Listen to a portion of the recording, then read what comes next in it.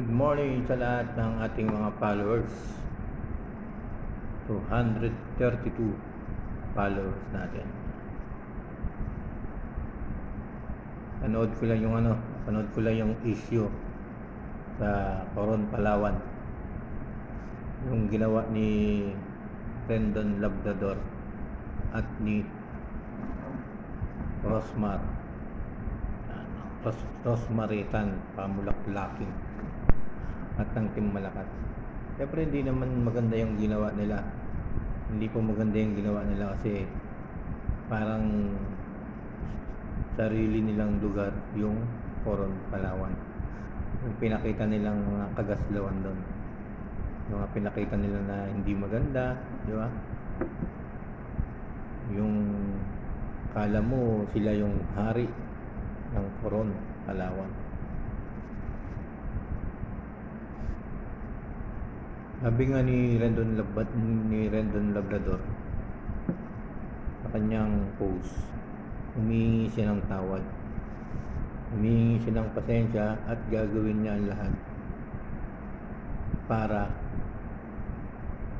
magbago siya. Alam mo, Rendon Labrador, kung gusto mo magbago, dapat kapag kadayo kayo sa lugar, may pupunta kayong lugar, may ibang lugar sa Pilipinas, kahit saan man, dapat kayo mismo ang mangunang makipagkumbaba. Kayo dapat mismo ang mangunang makipagkumbaba, hindi yung mga nakatira doon sa isang lugar. Napanood ko pa yung video mo, para kang nanduduro ka ng tauhan ng isang munisipyo, at tatanong mo pa, sino yung mayor dito? Sino mayor dito? Di ba? Gano'n kasi napakapangit ang ganung ugali, Rendon Labrador. Napakapangit ang ganung ugali. Yan. Dapat, live mo sa post mo, live mo doon sa post mo na magbabago ka. Para patunayan mong nagbabago ka, ay dapat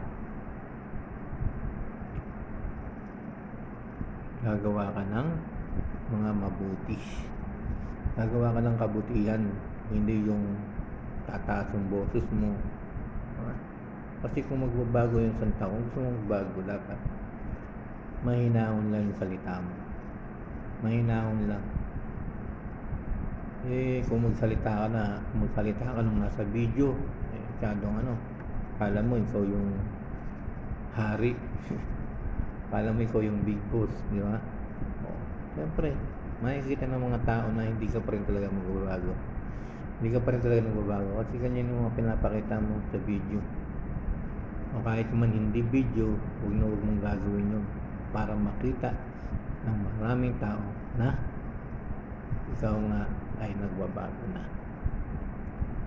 Hindi mo na uulitin yung mga nakaraang ginawa mo na pagkakamali.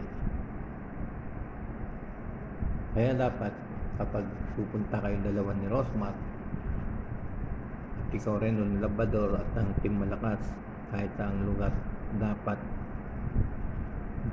ay kayo yung mangunang makipagkumbaba. Huwag kayong makikipagsagutan o makipag-ulat ng malakas. Kailangan mahinahon. Mahinahon lamang. Kaya para naman kay Rosmar, dahan-dahan ka lang magsalita.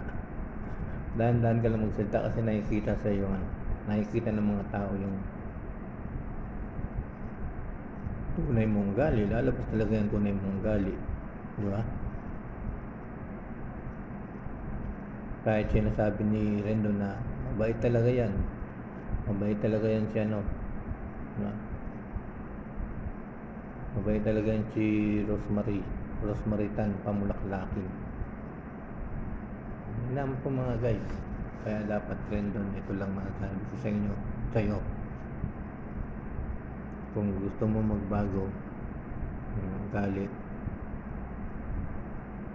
pakita mo sa mga tao na hindi ikaw hindi na ikaw yung Rendon Labrador na dati ay naging hindi maging mabuti sa mata ng maraming tao, diba? Lamang po, maraming salamat sa inyong lahat. Thank you so much.